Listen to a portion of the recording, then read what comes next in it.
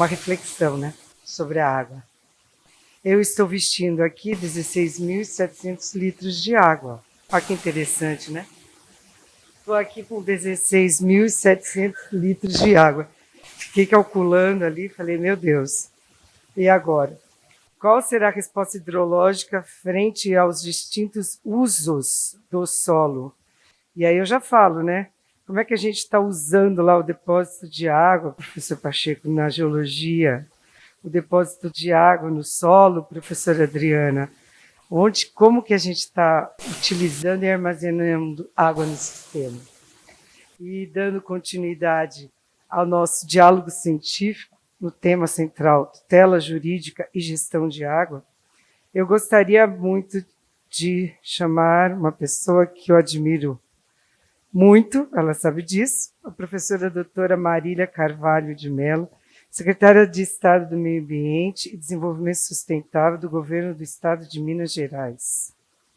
Ela vai versar para nós o papel do Estado na garantia da provisão de serviços ecossistêmicos hídricos para a geração atual e futuras. A professora doutora Marília Carvalho de Mello possui graduação em Engenharia Civil pela Universidade Federal de Minas Gerais, mestrado em Saneamento, Meio Ambiente e Recursos Hídricos pela Universidade Federal de Minas Gerais e doutorado pelo Programa de Engenharia Civil pela Universidade Federal do Rio de Janeiro. Atualmente é conselheira do Conselho Curador de Fundação de Amparo à Pesquisa do Estado de Minas Gerais, professora e coordenadora do mestrado da Universidade Vale do Rio Verde de Três Corações, nosso parceiro, professora da Escola de Engenharia Kennedy e secretária de Meio Ambiente e Desenvolvimento Sustentável. Foi diretora-geral do Instituto Mineiro de Gestão das Águas. Ela tem experiência na área de engenharia civil, com ênfase em saneamento, meio ambiente e recursos hídricos, atuando principalmente nos seguintes temas: gestão das águas, recursos hídricos, qualidade da água, monitoramento e segurança hídrica. Uma salva de palmas e o nosso muito obrigado, professor João.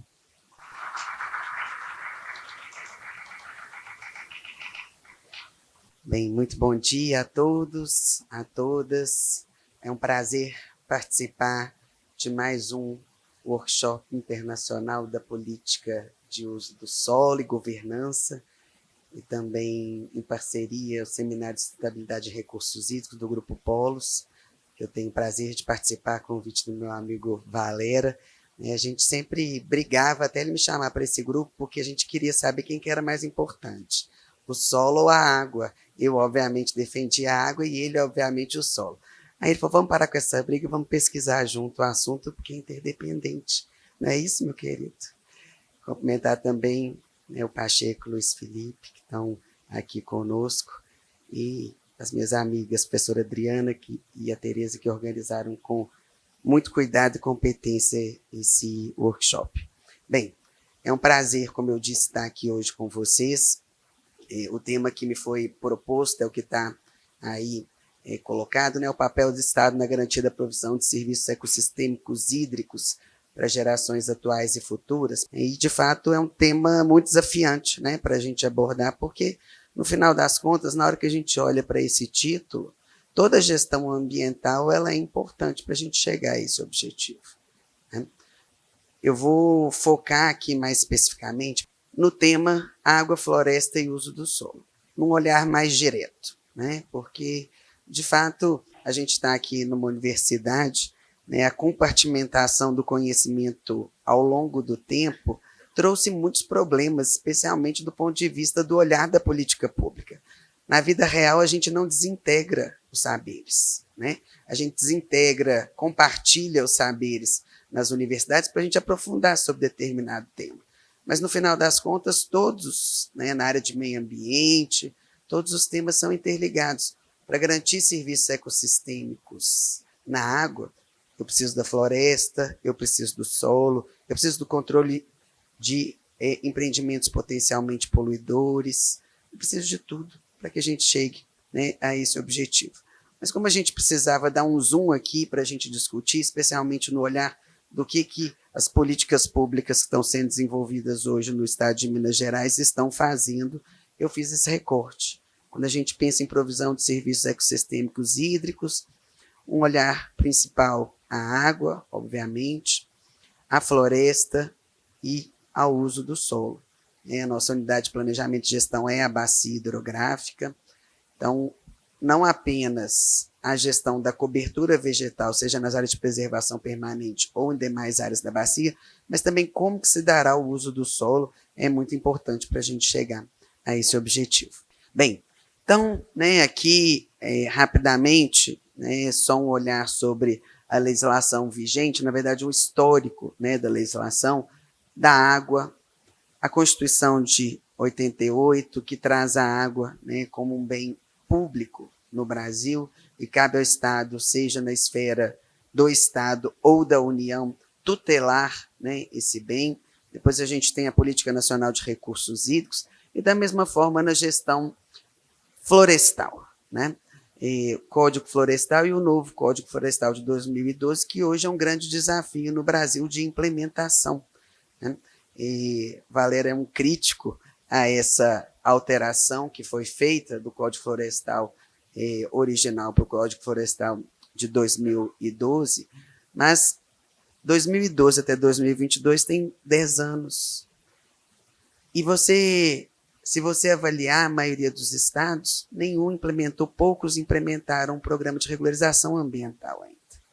Então, da perda de exigências que houve nessa transição do Código Florestal original para o de 2012, nem o de 2012 as políticas públicas estão sendo capazes de gerar a sua implementação. Então, isso é muito crítico. Por isso que eu quis trazer essa contextualização para dizer quais são hoje as nossas prioridades e o que a gente tem trabalhado. Nós estamos falando de água. A água é muito interessante quando a gente fala em serviços ecossistêmicos da água, porque o nosso olhar e a própria política de recursos hídricos é uma política muito utilitarista. O próprio nome recurso hídrico, ele traz essa representação, a água como recurso para utilização para fins antrópicos. Eu fiz meu doutorado, meu tema central era segurança hídrica, e toda vez que eu falo de segurança hídrica, eu faço questão de dizer, segurança hídrica, no final das contas, é a garantia de água em quantidade e qualidade para todos os usos, inclusive os ecossistêmicos. Porque essa visão só utilitarista da água não garante a sustentabilidade desse recurso natural. De fato, os indicadores das demandas ecossistêmicas dos organismos que estão na água, flora, fauna aquática, é o que de fato garantirá a sustentabilidade desse uso ao longo das gerações. Então a gente traz aqui um pouquinho essas reflexões, o poder público ele não é o proprietário, mas ele tem responsabilidade pela tutela para garantir todos aqueles usos, matérias-primas, segurança, a água, a saúde, o lazer, e aqui ainda não está ali, mas assim, existe inclusive uma relação cultural com a água que é tão importante, em algumas comunidades tradicionais que ainda buscam manter essas origens, diferente de nós na cidade, que ao longo do tempo nós demos as costas para o rio, porque nós lançamos esgoto e aí fechamos os rios para resolver o problema. Então, não é apenas a questão do uso direto das demandas ecossistêmicas, mas também da relação cultural da água com a comunidade, e o pessoal da área rural também tem muito isso, porque eles dependem da água, é um aspecto muito importante a ser levado quando a gente pensa numa política pública de recursos hídricos. Bem, então eu dividi em 3 partes, vou falar um pouco sobre água, depois eu vou falar um pouquinho sobre floresta e uso do solo, para a gente fechar a conclusão da discussão sobre o papel das políticas públicas na garantia dos serviços ecossistêmicos de água. Eu vou abordar aqui um pouquinho o que nós estamos fazendo para buscar essa garantia de uma maneira direta. E o primeiro grande programa que nós estamos trabalhando é um programa que o nome fantasia, nós chamamos ele de Somos Todos Água. Ele é um programa estratégico de revitalização de bacias e segurança hídrica no estado de Minas Gerais. Ele tem uma coordenação geral via secretaria, porque, como vocês vão ver, ele abrange 3 pilares que sustentam o programa, que não é só da área de recursos hídricos, a gente volta naquela conversa, né? A gente compartimenta o conhecimento, compartimenta as políticas públicas, mas no final, para o resultado, a gente tem que integrar todas elas. E a condução técnica é do Instituto Mineiro de Gestão das Águas. Bem, o nosso grande objetivo com esse programa, então, é ampliar a segurança hídrica a partir da promoção de ações integradas e permanentes, com a finalidade de revitalização das bacias, conservação e recuperação da cobertura vegetal e da biodiversidade, manutenção de quantidade e qualidade da água, controle da poluição, uso racional dos bens e serviços ecossistêmicos, garantia, né? Garantia de sua previsão, principalmente aqueles associados à água. Então, aqui, o objetivo do programa está aqui posto, né? E ele traz esse olhar. O programa, como eu mencionava, ele tem 3 pilares que estão aqui nesse objetivo. O primeiro pilar é a gestão da oferta de água, né? Então, quando a gente fala em oferta de água, nosso senso comum, sempre quando falta água, o que a gente ouve, especialmente, né, os municípios, os usuários de água direto fazer? Vamos buscar uma nova fonte. Vamos construir uma barragem, vamos aumentar a disponibilidade. Bem, isso é importante? É, mas não cabe uma gestão da oferta sem uma gestão da demanda. Então, a primeira linha de atuação do programa é a gestão da oferta, que, óbvio, nós temos que discutir soluções baseadas na natureza, que estará num outro pilar, temos que discutir infraestrutura construída. Quando a gente olha para a região de semiárido, em Minas Gerais tem uma porção importante no semiárido, a solução no mundo inteiro é a infraestrutura hídrica. Na Califórnia, em Israel, né? Então a gente precisa ter infraestrutura hídrica. Não dá para demonizar barragem, demonizar a infraestrutura hídrica. Ela é importante, mas ela é importante integrada com outras ações. Alguns já devem ter ouvido eu falar isso, mas, né, o Zé Carlos, que foi secretário, eu nunca vou esquecer que ele falava assim: minha filha, o problema de vocês, engenheiros civis, é que vocês acham que a água nasce no reservatório, a água nasce na nascente. E ele é engenheiro florestal, né, óbvio. Bem, então, é isso, né? Então, infraestrutura é importante, mas com uma visão sistêmica de gestão de bacia hidrográfica. Então, quando a gente fala em gestão da demanda, a gente está falando em uma avaliação de necessidade de infraestrutura, a gente está falando em questões qualitativas também, porque muitas vezes a escassez se dá por condição de qualidade ou por falta de condição de qualidade para um determinado uso. E condição é até uma questão relativa, porque, na verdade, existem tecnologias, mas quanto que custa? Para tratar uma água para abastecimento público, quanto que custa pegar, quem é aqui de Belo Horizonte, né, as águas do Ribeirão Arrudas e tratar? Trata, né? Mas custa alto e, no final das contas, isso vai ser repassado para a sociedade. Então, o aspecto de qualidade também é discutido aqui, né, na gestão da oferta, especialmente no estado de Minas Gerais, né? Hoje a gente tem ainda um grande desafio em tratamento de esgoto. E quando a gente pega os parâmetros de monitoramento de qualidade da água que o IGAM gerencia, né? Está aqui comigo Renata, do IGAM. O primeiro parâmetro que mais viola a classe de enquadramento em todo o estado de Minas Gerais é ECOLI. É o número 1. É o número 1. Então tem, né? Por isso que eu estou dizendo, porque saneamento entra no nosso pilar de gestão da oferta. Infraestrutura hídrica, saneamento. Bem, o segundo pilar tem uma relação mais ligada à recuperação da cobertura vegetal e biodiversidade, que comumente nós começamos a chamar de revitalização de bacia hidrográfica, né? Então, o que a gente precisa nessas bacias? De restauração de APP, de aumento de cobertura vegetal, de técnicas conservativas de uso de água do solo no território, na agricultura. Então, esse é o nosso segundo pilar. E o último pilar é a gestão da demanda. Não dá mais para a gente achar, né, que eu posso usar água do jeito que eu quero. Né? E isso é uma cultura da abundância que nós no Brasil ainda vivemos, né? Nenhum de nós nunca abriu a torneira e não tinha água na torneira, né? Nenhum de nós, se a gente for para o norte do estado, a gente vai ver isso, né? Viu o gado morrendo de sede porque não tinha água para beber. Então, via de regra, a nossa região aqui no Sudeste brasileiro, a gente ainda vive numa cultura de abundância, não só nas nossas atividades cotidianas, mas também em várias atividades industriais. Poucas empresas, né, aquelas que são mais monitoradas pelo mercado, né, internacional, têm investido em eficiência de uso de água, que tem sistemas de monitoramento, que tem relatório de sustentabilidade com reporte, tem certificação, mas não são todas, né? Essas são poucas, da mesma forma como os agricultores. Mais à frente eu vou mostrar um slide para vocês.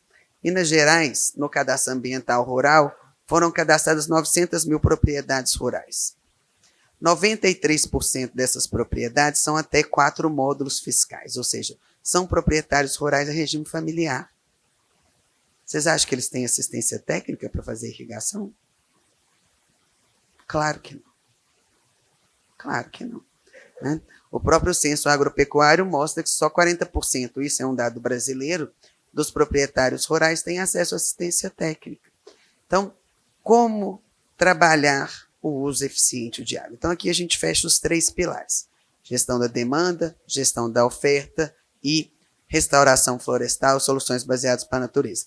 Gestão da demanda, também esqueci de dizer, Minas Gerais foi o 4º estado do Brasil que regulamentou reuso, né? Reuso é um instrumento muito importante de eficiência de uso e de uso alternativo, de fonte alternativa. Mas ainda também, por essa cultura de abundância e também pelo valor da água bruta ser muito pequeno, não há um incentivo para reuso. Só há incentivo para o reuso quando a água é um bem escasso, né? Quando a gente pega lá Nordeste, já tem muito reuso. O projeto Aquapolo em São Paulo, que precisava crescer a área industrial ali, não tinha água, e aí como fazer, né? Então, o reuso também entra aí como um tema para a gente. Bem, e as diretrizes? 1. Não dá para priorizar o estado inteiro. Nós estamos falando de 853 municípios, um estado que é o tamanho da França, então a gente precisava estabelecer critérios de priorização. Quais são as bacias prioritárias em termos de segurança hídrica? E aí nós começamos a utilizar, fizemos inclusive um workshop, chamamos outras instituições, universidades, para a gente criar critérios. O IGAN, inclusive, publicou um livro com esses critérios. Critérios ambientais, critérios hidrológicos, critérios sociais e critérios econômicos, né? Tem pouca disponibilidade hídrica ali? Tem alta demanda? É uma região de população vulnerável? Então, foram vários critérios que foram estabelecidos para a gente priorizar essas áreas, né? Bem, articulação de políticas públicas no âmbito dos órgãos do Estado, né, no sentido de otimizar esforço e ampliar resultados. Quem que pese a coordenação ser do Instituto Mineiro de Gestão das Águas, vai ter ação que vai repercutir na Secretaria de Agricultura, vai ter ação que vai repercutir na Fundação Estadual do Meio Ambiente, no Instituto Estadual de Florestas e outros. Otimização de recursos financeiros, né, a gente tendo um planejamento dessas áreas prioritárias e investindo, né, prioritariamente nessas para mudança de realidade, e um planejamento integrado com o estabelecimento de metas de curto, médio e longo prazo. E esse plano, o plano de segurança hídrica, que é o primeiro resultado desse programa que eu vou mostrar para vocês, a partir das áreas prioritárias, nós vamos sair com um portfólio de projetos básicos e executivos em relação a esses 3 pilares que eu mencionei para vocês. Então, o que precisa ser feito? Qual que é o projeto que precisa ser feito? Quando é infraestrutura, básico e executivo, para a gente ter já condição de captar recursos para poder implementar, né, como restauração florestal, própria infraestrutura. Os eixos de atuação eu já mencionei, né, conservação e restauração da biodiversidade e serviços ecossistêmicos, que tem relação com a revitalização, produção sustentável e uso racional de recursos hídricos, saneamento, controle da poluição e obras hídricas, né, os 3 pilares que eu falei para vocês. Bem, então esse é o percurso que a gente seguiu, né, até agora, até a contratação do Plano de Segurança Hídrica. É uma parceria com o Ministério do Desenvolvimento Regional, o MDR, um recurso do MDR, que nós captamos lá em 2019.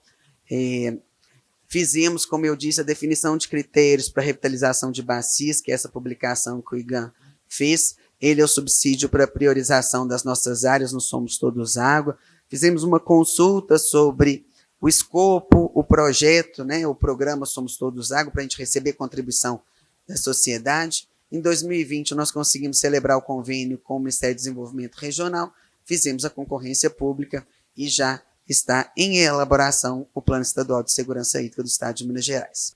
Então, né, é isso. A gente tem o Plano de Segurança Hídrica, a gente tem 2 projetos associados ao Plano de Segurança Hídrica como os nossos primeiros pilotos.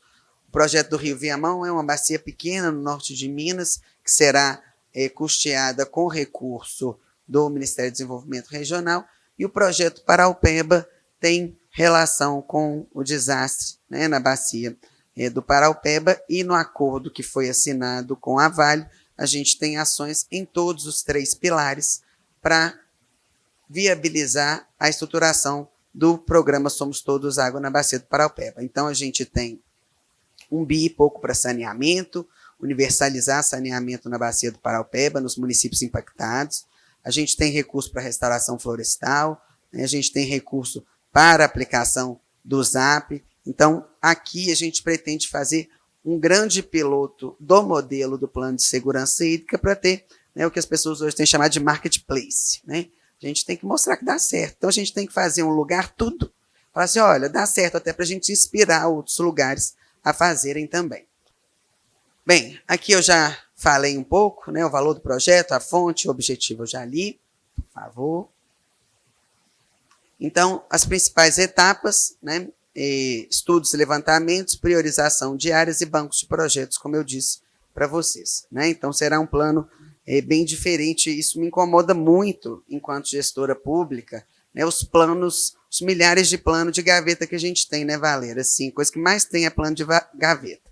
Inclusive os planos, né, de bacia hidrográfica dos comitês, a maioria está de gaveta, né? Então, assim, a gente precisa mudar essa realidade, a gente precisa elaborar planos com escopo mais reduzido, priorizando as ações e que saiam ali do planejamento com a capacidade de execução direta. Porque senão, tem plano de saneamento, plano de recursos hídricos, plano de uso e ocupação do solo, plano, né? Como que esses instrumentos de planejamento se integram e como que eles, de fato, são executados? Por isso que a gente decidiu, vamos sair com um plano com um banco de projetos, porque dali sai com condição operacional de implementação. Aqui, né, comunicação, mobilização social e educação ambiental como premissa para todo esse trabalho, junto com os comitês de bacia hidrográfica. Aqui eu vou passar rapidinho um pouco do nosso cronograma, né, o plano de trabalho do Plano de Segurança Hídrica, ele já foi entregue em setembro pela empresa contratada, consulta pública do plano de trabalho foi feita, então, estudos e levantamentos. Então, esses são os temas dos estudos e levantamentos que a empresa está fazendo. Então, eu queria só ler aqui para vocês, porque ele diz muito do resultado que a gente terá, né? Então, estudo de oferta de água, estudo de demanda hídrica, estudo de áreas com vocação econômica, cuja área é um fator prioritário, né? Então, a gente não tem que fazer só uma avaliação da situação atual, mas também da projeção, né? Será que ali tem um potencial de aumento de uso da água?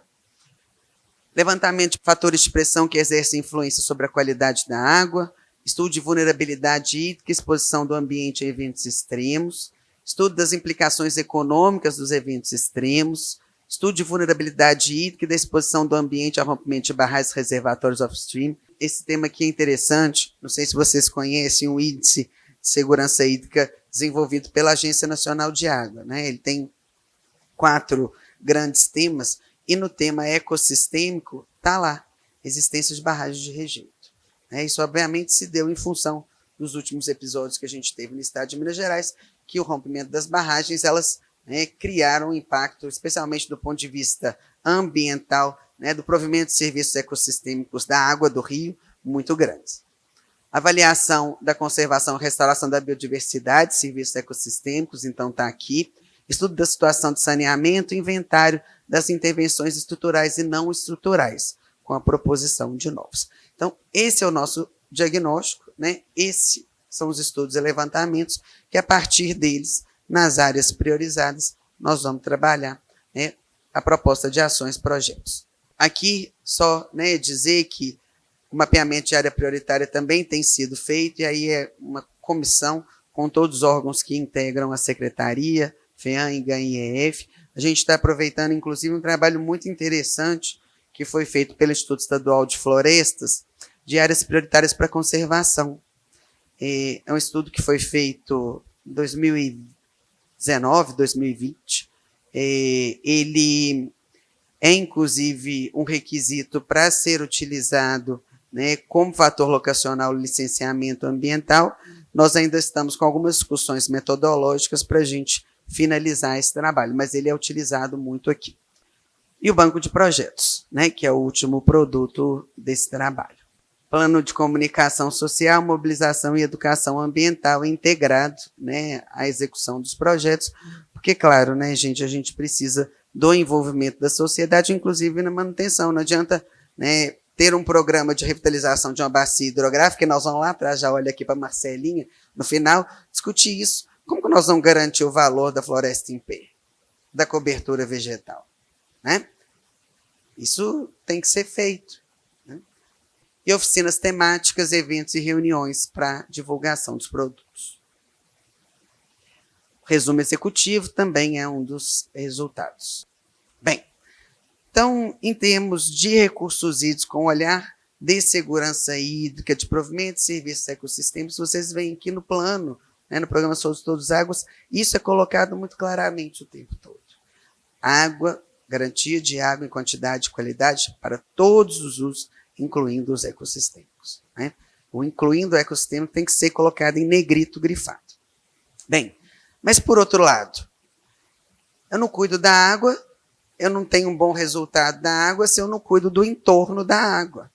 Não é, Valéria, querido do meu coração? Qual que é mais importante, o solo ou a água? Os dois são igualmente. A Adriana me olha de lado também, porque ela também é da turma de solo, mas o Pacheco olha para mim e acha que a água é melhor, o Luiz Felipe também. Né? Então, a gente está num bom time aqui nesse grupo de pesquisa. Tereza é solo também, né, Tereza? Está 3-3, por enquanto. 3-3. Bem, mas brincadeiras à parte, não dá para olhar, né, a água descompartimentada do ambiente que ela está. Né? Ela está numa bacia hidrográfica. A bacia hidrográfica tem um território, o território tem utilização. Como que a utilização desse território vai impactar na garantia dos serviços ecossistêmicos da água? Né? Então, por isso que, por um outro lado, do ponto de vista de política pública, hoje o grande desafio e a nossa grande prioridade é a implementação do Programa de Regularização Ambiental, ou seja, é efetivar o Código Florestal de 2012. A gente precisa efetivar o Código Florestal de 2012. A gente fez o cadastro, né, criou o cadastro, o CAR, a inscrição é obrigatória para o prazo indeterminado. Né, então, nós tivemos um trabalho grande aqui no estado de Minas Gerais. Os proprietários e possuidores que se inscreverem até dia 31 de dezembro de 2020 terão direito à adesão ao Programa de Regularização Ambiental. Isso foi feito. Depois, sucessivas prorrogações de prazo também, né? Porque, bem, a gente precisava atingir todo mundo, né? E a gente precisava do engajamento da sociedade, né? Especialmente dos produtores rurais nisso. Por meio do PRA, os produtores rurais que consolidaram a área até 2008 terão benefícios para se regularizar.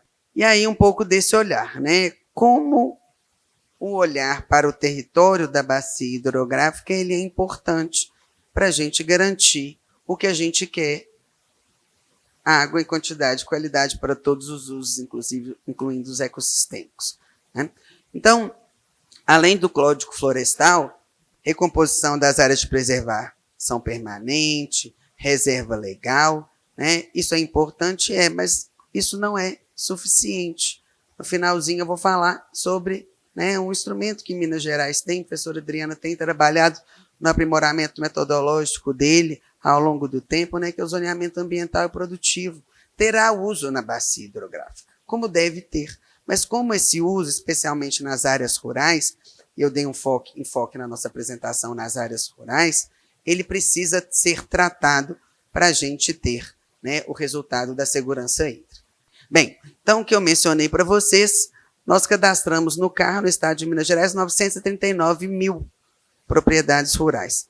Tem aí um trabalho agora sendo feito, a gente está inclusive em parceria com o professor Raoni aqui, né, da UFMG, a Adriana também tem acompanhado, para a gente fazer uma análise dinamizada do CAR, porque imagina o que é analisar 939 mil cadastros.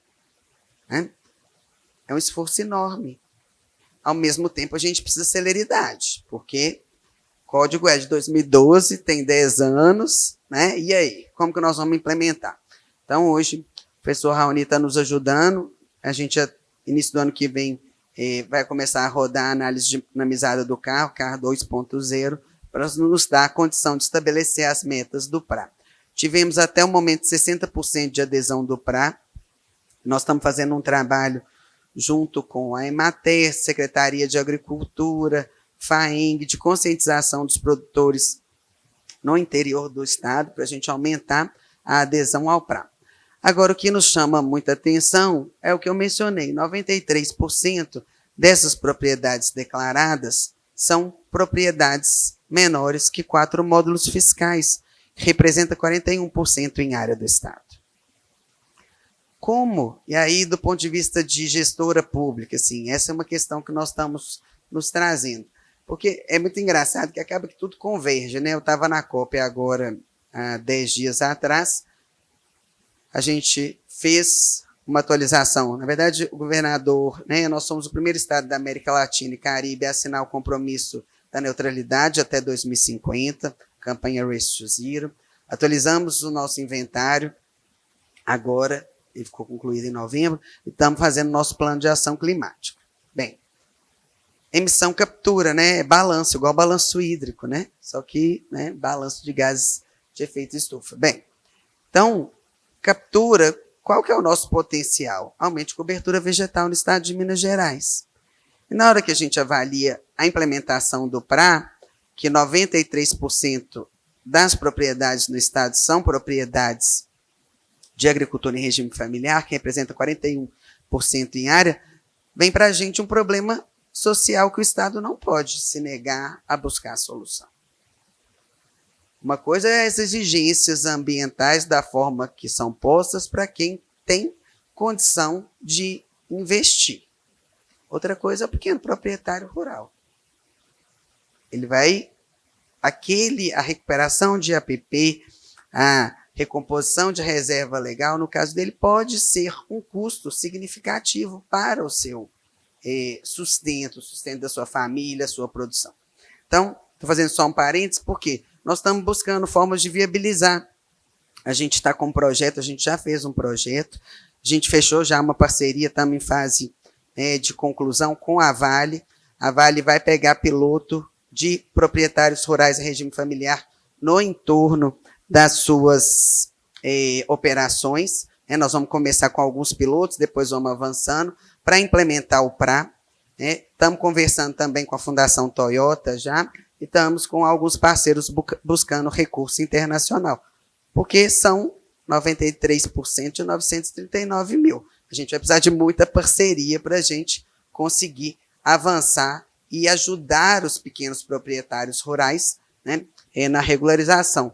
É uma questão social, é uma questão econômica, e na agenda mudança do clima, um tema muito discutido é a justiça climática, é uma questão de justiça climática. Porque essas pessoas, se elas não tiverem condição de produção, elas vão vir para a cidade, aumentar o desemprego, aumentar a favelização e um problema social, né, que vira um ciclo vicioso. Bem, então, queria só fazer esse parênteses, né, para dizer que nós estamos buscando também recurso para o Estado viabilizar, obviamente com o apoio da Emater, da Secretaria de Agricultura, a implementação para os pequenos. Bem, qual que é o nosso potencial?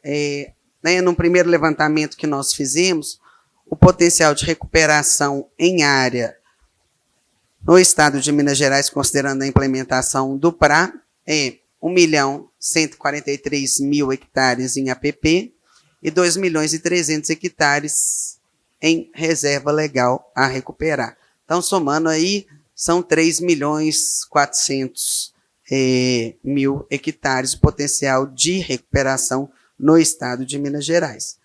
E nós precisamos priorizar isso, né? para a garantia do provimento de serviços ecossistêmicos da água, das nossas metas de descarbonização, de novo, né, tudo se integra, né, na política pública de meio ambiente. Aqui a gente vê por região ali, olha lá, ó, Valéria, a sua região até que está mais ou menos. Olha lá, onde que a gente tem maior déficit, né? Então, Doce ali, né, uma área complicada. Agora a gente vai, com a repactuação do Doce, também avançar nisso. Centro-Norte, Triângulo Mineiro. Então, são as áreas que a gente vai precisar, né, trabalhar para a recuperação. Bem, então, voltando ao PRA, né, por que ele é um instrumento tão importante para a garantia dos serviços ecossistêmicos de água, né? As premissas: recuperação ambiental, revitalização de nascentes, córregos, recuperação de áreas degradadas, proteção da biodiversidade. No final do dia, é isso que o PRA vai nos dar, né? Quando eu recupero a APP, eu recupero nascente, eu dou condição de melhoria de qualidade da água, né? Especialmente onde se tem solo exposto, né? Sim, professora Adriana. Harmonização dos pilares ambientais, sociais e econômicos, recuperação de parte de áreas legalmente protegidas, né? Sistema agroflorestal, plantio intercalado. Esse é um tema interessante, né? Que o próprio Código Florestal traz, né? Que é possível explorar essas áreas desde que se tenha técnicas específicas, né? Respeito à vontade do produtor e as potencialidades e vocação da região, programa caracterizado por ações positivas e apoio ao proprietário e possuidor rural, né? Então, a gente tem trabalhado muito com os proprietários rurais no estado de Minas Gerais para engajarem ele nos processos de regularização ambiental das suas propriedades. Bem, ainda, né, dentro das premissas, a adesão é voluntária ao PRA, né?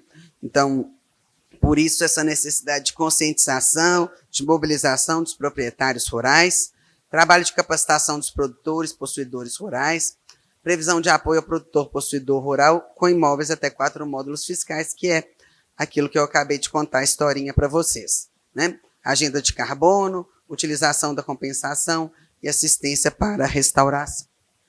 Então, né, ele é um instrumento formalmente instituído através do Código Florestal, né? Então, a gente tem, né, esses instrumentos do PRA postos, o CAR é o primeiro, né? A gente parte de um cadastro para ir para o termo de compromisso, avaliação do que tem que recuperar e etc., como está colocado aí. Os critérios de adesão, né? Regularização de déficits ambientais, o imóvel rural a ser regularizado deve estar inscrito no CAR até dezembro de 2020, que é aquele número que eu trouxe para vocês, 939 mil propriedades rurais, a manifestação expressa de interesse em aderir ao PRA por parte do proprietário. Por isso que a gente está fazendo esse trabalho longo no interior, de conversa com os sindicatos, porque o nosso prazo é agora, exatamente para a gente, a partir da análise dinamizada que começa no ano que vem, a gente implementar. Observar as vedações de conversão de novas áreas para uso alternativo do solo nas áreas de APP. Então, obrigatoriedade de preenchimento de proposta simplificada de regularização ambiental e projeto de recuperação da área alterada ou degradada. Tá? Então, esses são, né, as nossas etapas a serem seguidas. Então, o que significa, né? Essa imagem ela é muito interessante porque o que significa a não adesão ao PRA e a adesão ao PRA do ponto de vista do uso do solo, da recuperação da bacia hidrográfica e, em última instância, o que nós mencionamos, o objetivo dessa palestra, a discussão dos serviços ecossistêmicos de água. Né? Então, a gente precisa trabalhar com os proprietários rurais e todos eles. Né? Ali tem uma escadinha, né? Até um módulo fiscal, 1 a 2, 2 a 3, 2 a 4, 4 a 10 módulos fiscais, a obrigatoriedade de recomposição dessas áreas de preservação permanente, né, para que a gente avance na proteção dos nossos corpos d'água. Não vou entrar nesse detalhe, porque isso aqui é muito operacional, né? Pode passar para mim, por favor. A implantação do programa de regularização ambiental, os nossos próximos passos, né, a cadeia da restauração florestal, normas e procedimentos. E isso é uma oportunidade, inclusive, de uma nova economia, né? A gente tem discutido no mundo inteiro a economia verde, empregos verdes, etc. Na hora que a gente começar a recuperar essas áreas, a gente vai ter que ter demanda. Pode perguntar para o pessoal que precisa, né? Assim, às vezes não consegue muda suficiente para recuperar as áreas, né? Então, a gente vai incentivar uma economia que hoje não está tão latente. Né? Eixos estruturantes, então, semente, coleta, redes de sementes, é uma ação que precisa ser feita para a gente conseguir implementar o PRA, 3.400.000 hectares no estado de Minas Gerais. Viveiros de produção de mudas, né? O IEF nosso tem uma rede importante de viveiros, mas, obviamente, ele tem um objetivo muito focado em fomento florestal, né? Mas a gente vai precisar de que essa economia também ela se desenvolva para a garantia da recuperação dessas áreas. Técnicas de recuperação com produção, né? Então, essa é uma outra questão importante. A gente tem, né, várias pesquisas, a EPAMIG nossa, a Embrapa também, né, sendo já desenvolvidas e sendo desenvolvidas, a gente precisa fazer chegar isso a todos os produtores rurais, né, aos pequenos e médios especialmente, para que a área, né, para que a gente tenha o resultado que a gente quer. Extensão florestal e assistência técnica, né, esse é um outro ponto muito importante, a gente tem discutido muito no governo de Minas. Eu falo com o Thales, que é o secretário de Agricultura, o problema que vocês acham que é da política ambiental, na verdade, é da política de agricultura. Porque se os produtores rurais não conseguem se regularizar, é porque eles não têm assistência a isso. E quem dá assistência em propriedade rural é a Emater. A gente precisa retomar, né, esse conceito de assistência técnica, de apoio àqueles que não têm o apoio, né? Especialmente os pequenos proprietários rurais. Então, né, aqui os eixos estruturantes, programa de regularização ambiental e áreas prioritárias, monitoramento parcial e final, cadeia de valor, mecanismos financeiros, o que a gente precisa, né, para que seja viabilizada a recuperação, mas também, né, um olhar da cadeia pós. Hoje, né, a Comunidade Europeia, acho que foi mês passado, editou uma norma que repercutiu muito, assim, inclusive aqui no Brasil, com alguns posicionamentos públicos, de que ela não receberia mais carne, na verdade, produtos agrícolas que tivessem relação com o desmatamento. Essas são as exigências de mercado, que cada dia vão aumentar, né? E a gente vai ter que se preparar para isso, a cada dia. Tanto é que, também com o professor Raoni daqui, nós estamos trabalhando um selo de rastreabilidade do setor agrícola no estado de Minas Gerais. Porque não adianta a gente ter o controle só daquele empreendimento, se atrás daquele empreendimento tem uma cadeia também. Né? Normalmente, assim, vou dar um exemplo do setor de açúcar e álcool. Eles, que é da área do Valera, inclusive, né? Eles alugam as áreas. Só que eles têm que ter responsabilidade com aquelas áreas. Eu não alugo e o problema é de quem é o dono da área, não. Ele tem que ter responsabilidade com aquela área. Né? Os grandes frigoríficos. Eu compro gado de terceiro. Ele tem que ter responsabilidade com a cadeia dele também. Né? Então, essa questão da rastreabilidade ela vai ajudar muito, né, nesse olhar sistêmico. Trazendo um pouquinho, então, né, desse sistema que nós estamos desenvolvendo, o módulo do PRA, sistema de fomento e monitoramento. Então, nós estamos buscando ferramentas tecnológicas para nos apoiar na implementação e no monitoramento das condições estabelecidas no PRA. Aqui são diversos parceiros, né, que têm trabalhado conosco nesse programa.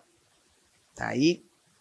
E, de novo, né, como a gente falou lá no Somos Todos Água, né, aqui não tem outra forma. Né? A gente tem que ter um processo de envolvimento da sociedade, de educação da sociedade, para que isso vire valor para ela. Né? Eu sempre falo com a minha turma assim, a política pública que é priorizada dentro do governo é a política pública que a sociedade cobra do governo. Né? Normalmente é segurança pública, saúde e educação. Né? Então, nós da área ambiental temos que começar a comunicar melhor com a sociedade para entender por que gestão ambiental ou provimento de serviços ecossistêmicos da água é importante para o dia a dia dela, para a vida dela, para produzir, para beber água. para ter saúde, para reduzir a mortalidade infantil, né? Então, essa forma de comunicação, ela é cada dia mais importante para o envolvimento da sociedade e para a manutenção, né, dos valores ou das ações que são empreendidas com o olhar de melhoria ambiental de determinado ambiente. E aí um pouco, né, do que nós estamos fazendo, recursos nacionais e internacionais, normatização, pesquisa e troca de experiência. E aqui, ó, como é que é, Valera, nosso lema? Pesquisa e prática, né? Não tem como que é? Ciência de ponta a ponta. Exatamente. Bem, eu também eu vou falando sem os slides, aí vem no slide, né, o que nós já falamos. As perspectivas são essas, né? Implementação do PRA, assim como o outro, né? De novo, as ações elas se convergem, ela vai trazer benefício à biodiversidade através da recuperação das APPs das reservas legais, aumento de serviços ecossistêmicos através das ações de recuperação e restauração e promoção da segurança hídrica. Então, eles se convergem, né? Um outro programa também, vou passar rapidamente, que a gente tem, né, trabalhado, o Programa Produtor de Águas. Alguns municípios já têm ele institucionalizado, né, onde é feito esse trabalho de recuperação da área, com pagamento por serviços ambientais. O próprio Bolsa Verde, uma primeira experiência que nós tivemos no estado de pagamento por serviços ambientais, ele fomentou muito esse modelo. Então, né, esse é um programa que a gente tem trabalhado especialmente em apoio aos municípios. Então, aqui são as regiões onde a gente já tem acordo de cooperação técnica, né? Estão ali os municípios, ok? Que a gente tem trabalhado nessa linha do programa Produtor de Águas, inclusive com financiamento da Agência Nacional de Águas, né, Renata, em alguns desses municípios. E aí é o que nós sabemos, né? Linha de atuação do programa, restauração e conservação, conservação do solo e saneamento rural, né? Não apenas, né, no olhar da restauração, mas também de técnicas conservacionistas de uso de água e solo. Bem, chegamos aqui, né, na convergência final da apresentação, porque, assim, não adianta tudo isso se a gente não tiver uma manutenção, né? A gente tem que ter ganhos contínuos ao longo do tempo. Não adianta recuperar a APP reserva legal, a gente virou as costas, vai lá e desmatou. Não adianta, né, ter um processo de implementação de uma determinada técnica de racionalização de uso se ela não vai ser mantida ao longo do tempo. E aí, essa é a grande discussão, né? Como manter isso, né? Então, o conceito de pagamento por serviços ambientais, na verdade, instrumentos econômicos e pagamento por serviços ambientais, ele precisa ser implementado como política pública para a garantia da manutenção dos benefícios, né? Para a garantia da manutenção dos benefícios. E a Marcelinha, que está aqui, inclusive nossa mais recente mestre da Unincor, defendeu o tema dela, cujo produto foi um projeto de lei que foi encaminhado à Assembleia Legislativa, que é a nova proposta, né, o projeto de lei 4.041 de 2022, uma nova proposta de uma política de pagamento por serviços ambientais e instrumentos econômicos para o Estado de Minas Gerais, né? Então, comando e controle mais instrumentos econômicos é igual a sustentabilidade. Não adianta a gente parar aqui. É isso aqui que vai garantir a manutenção, a perenidade. Marcelinha devia aqui falar no meu lugar, né, porque ela que entende disso mais do que nós todos, foi a nossa, né, grande estudiosa do tema, e agora o desafio da gente aprovar a lei e implementar, né, Marcelinha? Bem, mas eu vou trazer, né, ele traz definições importantes, com o olhar aqui, né, de serviços hidrológicos. Então, provimento, né, de serviços ecossistêmicos é reconhecido como um benefício, né? Óbvio que a gente tem um grande desafio, aí a ciência de ponta a ponta precisa nos ajudar, né, nas métricas disso, né, Valera? Como que nós vamos pagar por isso? Né, as métricas, né, Pacheco, elas são sempre importantes, porque, ok, garantia do provimento de serviços ecossistêmicos de água. Quais são? Como que eu vou medir? Como que eu vou pagar? Como que eu vou ressarcir quem está cuidando, né? Então, por isso que é muito importante esse trabalho. Então, né, as inovações serviços ambientais ecossistêmicos, serviços ambientais hidrológicos, serviços ambientais urbanos, então um olhar mais amplo, né? Não apenas da lei anterior, porque a gente tem uma lei em Minas, como eu disse, que é o Bolsa Verde, que tinha um foco só em proprietários rurais, né? Em restauração florestal. Aqui não, né? Traz uma visão muito mais ampla. Aqui as inovações também, né, que foram colocadas nesse projeto de lei. Então a gente vai, né, institui a Política Estadual de Serviços Ambientais, cria o Programa Estadual de Pagamento por Serviços Ambientais, institui uma plataforma de informações sobre serviços ambientais com publicidade transparência, institui o Cadastro Atual de Pagamento por Serviços Ambientais, traz um rol extenso de diretrizes, apresenta o rol de princípios de forma objetiva, chamar depois todo mundo a ler ou conversar com a Marcelinha no intervalo para entender em detalhes, né, porque senão eu vou passar o tempo aqui muito, né, Tereza? Tereza já está me olhando ali. Aí são as diversas inovações, né, que essa proposta traz. Eu não vou adentrar no conceito delas, mas eu queria trazer isso aqui porque é o que nós acreditamos. A manutenção dos benefícios ao longo do tempo, seja de ações de melhoria, disponibilidade e qualidade da água, seja ações de gestão de bacia hidrográfica com restauração florestal e APP, ela só será possível, quando a gente chegar no nível de evolução da sociedade, que eu acho que nenhum de nós vai estar vivo, que assim, né? Então, esse é o primeiro ponto. Mas eu acho que isso nem meus netos vão ver, né? Mas agora a gente tem que ressarcir as pessoas. A gente tem que pagar pela adicionalidade que ela gera. Porque um pagamento por serviço ambiental também é justo, porque não é cumprir só os requisitos legais, é o que mais eu estou contribuindo em termos de melhoria de qualidade de vida, porque qualidade ambiental é qualidade de vida, no final das contas, para a sociedade, e como que ela vai me ressarcir sobre isso, né? E ela, a sociedade, essa é uma discussão que a gente fez muito ao longo do trabalho da Marcelinha, né, porque não dá para o Estado achar que ele vai ser provedor desse pagamento. Pensa para vocês, o que é o Estado pagar para 939 mil propriedades rurais? Não tem orçamento para isso, a gente vê no jornal aí todo dia. Falta dinheiro para saneamento, só falando de saneamento, falta dinheiro para saúde, falta dinheiro para educação, falta dinheiro para segurança pública. Como? E aí, de novo, aqueles que demandam mais os recursos naturais, os empreendedores, eles podem fazer esse caminho, né, de troca, pagando, né, pelos serviços ambientais que outros conservam, né? Então, esse é um conceito muito importante. Bem, e eu fecho aqui, exatamente com essa discussão. A gente tem que pensar sistemicamente água, floresta e uso do solo, mas a gente tem que operacionalizar os instrumentos para isso. A gestão da quantidade e qualidade de água, e hoje nosso principal programa no estado de Minas Gerais é o programa Somos Todos Água para isso. A regularização ambiental através do PRA é a grande prioridade do IEF para os nossos próximos anos de gestão, frente à Secretaria, APP e Reserva Legal, instrumentos de gestão do território, saneamento ambiental e produtivo, e aí entra uma parceria com assistência técnica rural, porque nós precisamos disso também, né? E fechando com chave de ouro, pagamento por serviços ambientais, para a manutenção dos benefícios alcançados por essas ações.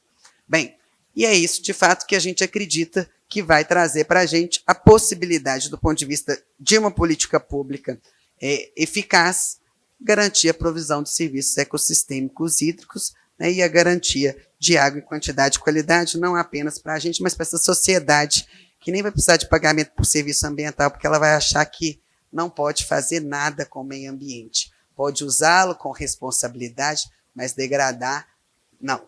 Né? Então, muito obrigada mais uma vez pelo convite, um prazer estar aqui com vocês hoje.